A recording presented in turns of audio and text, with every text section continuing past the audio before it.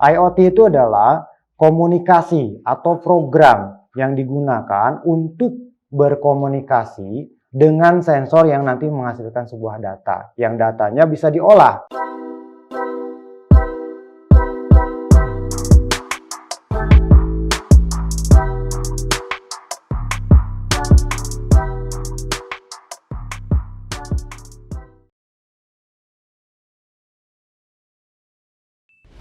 Assalamualaikum warahmatullahi wabarakatuh. Selamat datang di channel Kuliah Teknokrat.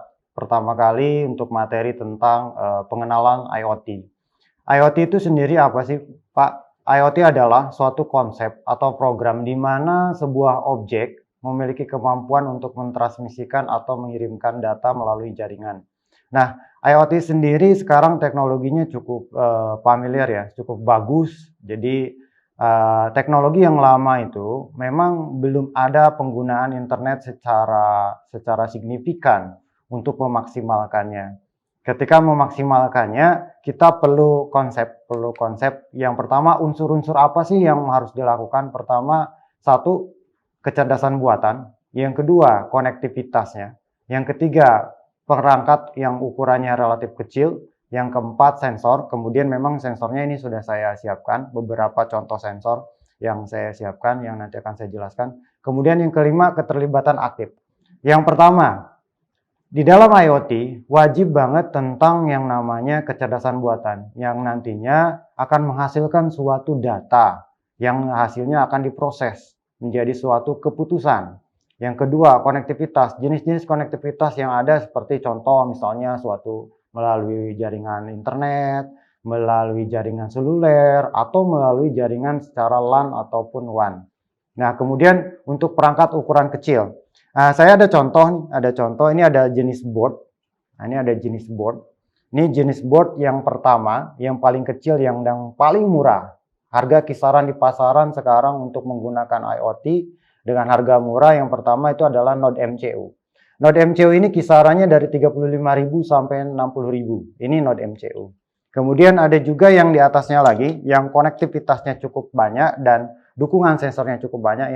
Yang kedua adalah Wemos Mega. Wemos Mega kisaran dari 190.000 sampai 250.000. Kelengkapannya lebih lengkap daripada Node MCU. Memang konektivitasnya sudah bisa terhubung secara Wi-Fi, secara global melalui internet, sudah ada konektivitas. Dan yang ketiga, ini ada mini PC, dan mini PC ini saya pakai yang belum terlalu baru, belum terlalu lama. Maksudnya belum terlalu baru adalah ada yang lebih baru lagi, yang lebih kecil. Ini namanya Raspberry Pi 4. Ada juga yang atas sekarang Raspberry Pi 5 dan Pico, itu yang baru yang ukurannya kecil. Ini kisaran harga dari 500.000 sampai 700.000 sekian. Ini masalah soal board. Perangkatnya ukuran kecil, ini seperti mini PC. Dia bisa terkoneksi dengan HDMI, sudah bisa koneksi dengan mouse, keyboard, kemudian dia ada kabel LAN-nya buat konektivitasnya, dan yang paling kecil, ini ada yang kecil, ini untuk sensornya, jadi dukungan sensornya sangat banyak, lebih banyak daripada Wemos Mega. Kemudian sensor, saya kasih contoh sensor yang paling murah dulu, kebutuhan sensor. Sebenarnya sensor tergantung kebutuhan ya. IoT kan hadir untuk menyelesaikan permasalahan Anda. Misalkan Anda pengen monitoring perkebunan Anda. Kira-kira sekarang di kebun itu keadaannya lagi kering atau lagi basah tanahnya. Apa efek sampingnya, Pak? Kalau misalnya contoh kebun timun. Bayangkan kalau kebun timun Anda yang tidak Anda monitoring, tidak datang ke perkebunan, ternyata airnya tidak ada. Akhirnya kan timun Anda layu, kemudian mati. Ketika Anda mengecek kan sudah terjadi kekeringan gitu. Lalu bagaimana untuk monitoring secara jarak jauh, secara real time?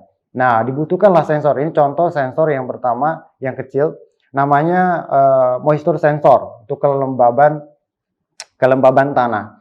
Ini harganya ada yang, ya kalau yang ini kebetulan ini cuma 15.000. Hanya 15.000 Anda bisa monitoring kelembaban tanah. Ada yang lebih murah lagi, itu sekitar 8 ribuan gitu ya.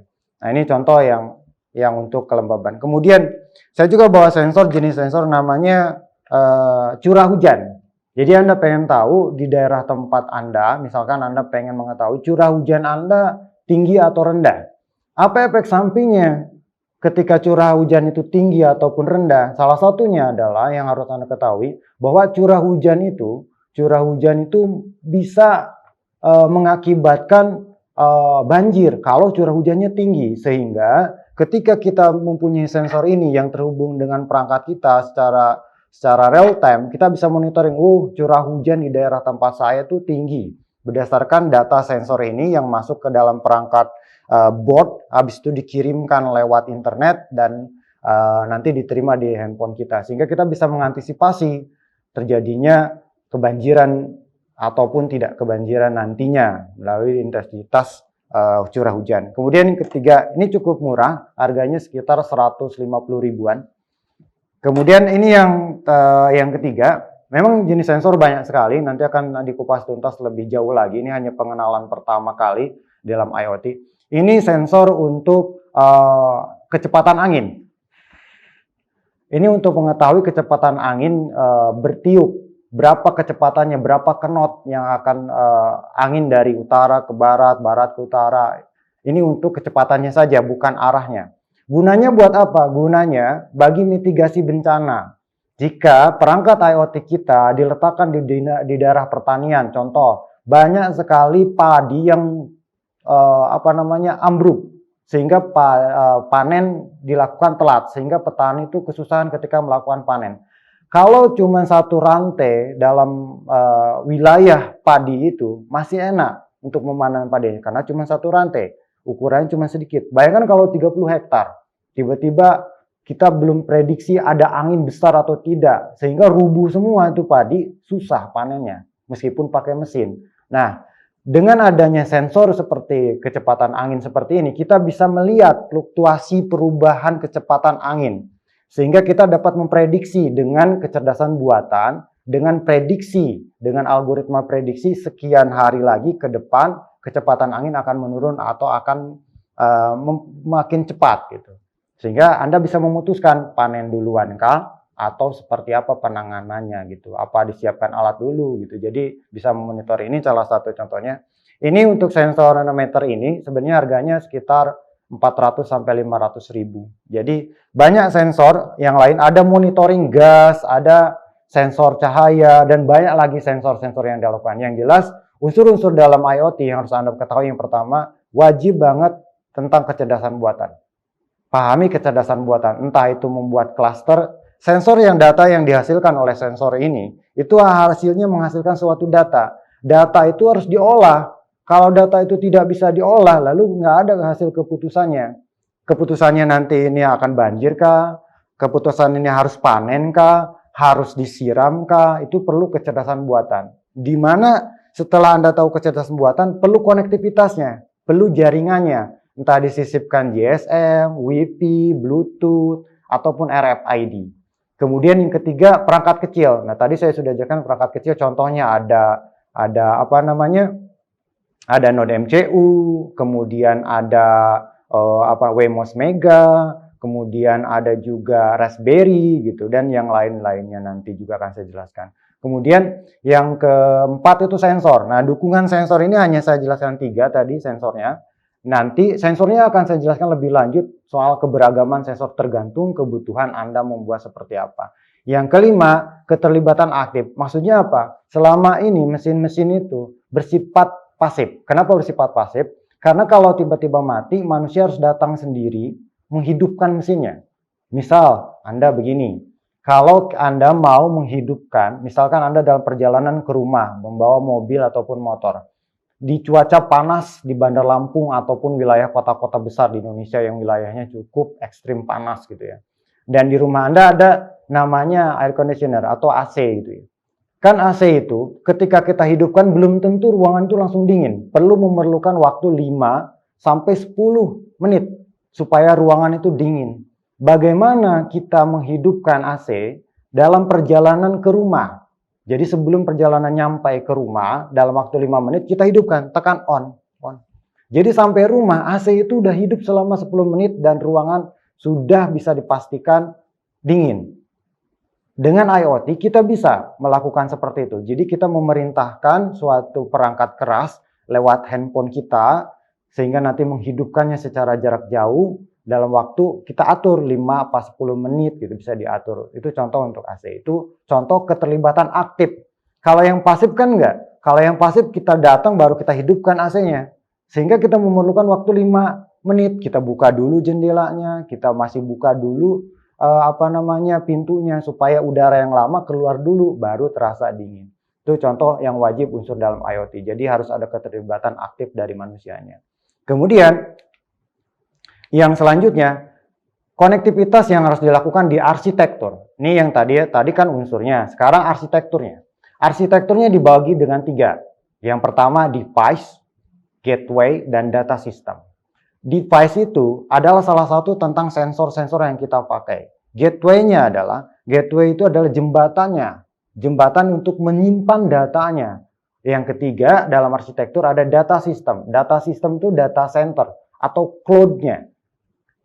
Data yang dihasilkan oleh sensor ini harus didapatkan ke cloud. Sehingga nanti datanya diolah menghasilkan keputusan. Itu untuk arsitektur. Jadi arsitekturnya cuma 3. Jadi harus ada device, harus ada penghubungnya, gateway-nya, dan ada data system berupa data center ataupun bersifat cloud. Oke, tadi kita sudah belajar tentang unsur-unsur dalam IoT ya. Ada 5 unsur-unsurnya. Kemudian kita sudah juga belajar tentang arsitekturnya, bagaimana kerangka kerja IoT itu bisa bekerja. Yang pertama itu ada device, kemudian kita masuk ke gateway-nya, dan yang ketiga tentang data center-nya untuk mengirimkan datanya dan mengolah datanya. Nah, dari arsitektur itu kita harus punya standar dan komunikasi teknologinya, di mana standar dan komunikasi ini dilakukan untuk pengiriman data dari sensor, board yang nantinya bisa diolah oleh data center yang nantinya bisa terlihat di smartphone kita. Nah, standar dan komunikasi teknologi yang pertama tentang MQTT atau kepanjangannya Missile-Queue Telemetry Transport, di mana teknologi ini adalah suatu protokol yang mengirimkan simple data sensor dari aplikasi ke middleware. Yang kedua itu DDS, kepanjangannya Data Distribution Service, di mana ini adalah standar dari IoT untuk real time. Kemudian yang ketiga adalah AMQP atau Advanced Missile Queuing Protocoling, di mana ini adalah missile oriented middleware untuk tambahan saja sebenarnya AMQP itu. Kemudian yang keempat adalah Bluetooth. Nah, teknologi Bluetooth sendiri itu bisa dilakukan jika misal teknologi MQTT, DDS, dan AMQP-nya tidak berjalan, Anda bisa mendapatkan sensor ini dari Bluetooth. Jadi kalau misalnya daerahnya terpencil, untuk pengiriman internetnya masih susah, Anda bisa menggunakan teknologi pengiriman datanya pakai Bluetooth. Misal Anda monitoring tentang tingkat keasaman di di kolam udang, tambak udang misalnya. Tapi konektivitasnya jauh sekali dari internet, sinyalnya nggak ada. Kita masih bisa pakai teknologi standar komunikasi lewat Bluetooth dengan jarak kisaran dari standarnya dari Bluetooth gitu, tidak terlalu jauh, tidak terlalu dekat juga untuk mendatangi sensor tersebut.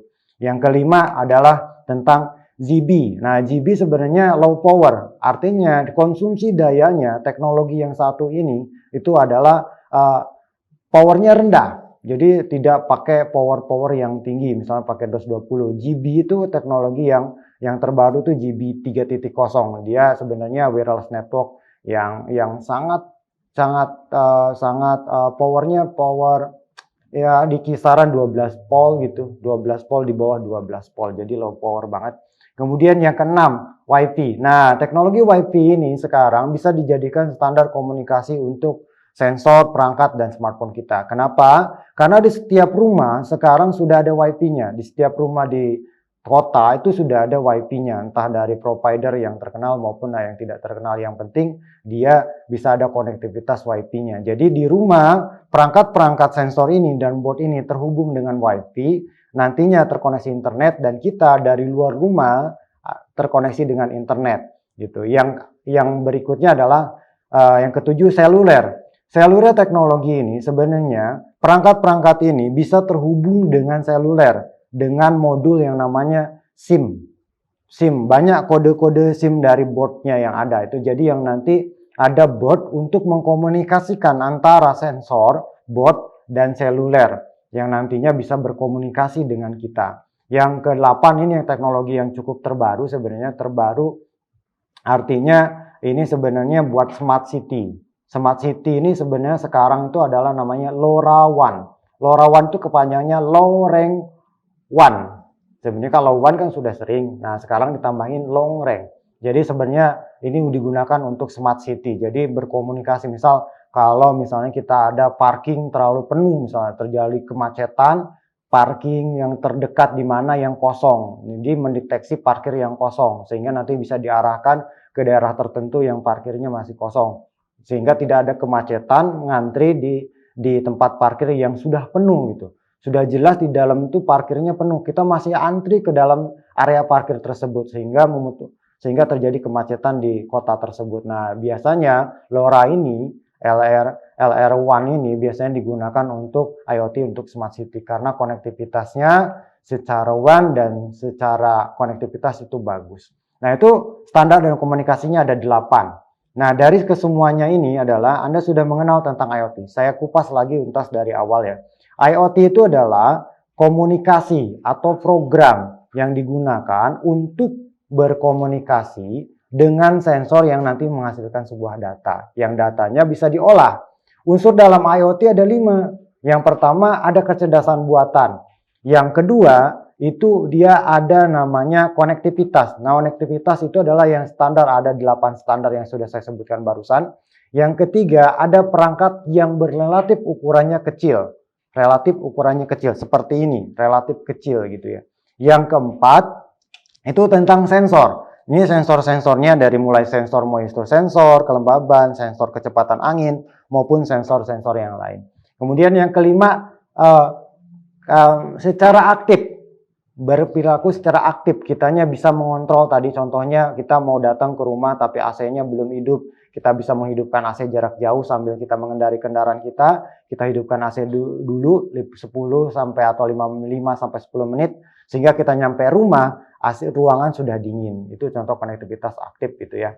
Kemudian ada arsitektur. Arsitektur itu bagi 3, ingat bagi 3. Ada device, ada gateway, dan ada data centernya. Wajib. Jadi IoT harus terpenuhi. Kalau tidak ada device, tidak bisa diolah datanya. Kalau device-nya ada, data yang mengolahnya ada, cloud-nya ada, tapi tidak ada yang menjembataninya, sistem standar dan komunikasi teknologinya jelas tidak bisa jalan.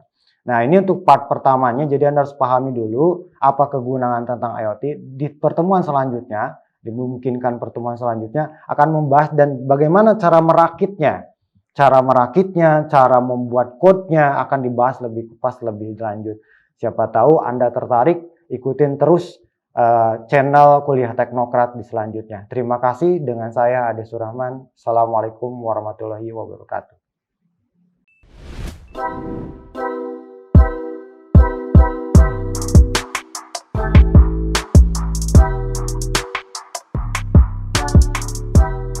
Terima kasih sudah menyaksikan video pembelajaran ini. Jangan lupa like, komen, dan subscribe, serta nyalakan tanda loncengnya agar kalian tidak ketinggalan informasi update lainnya.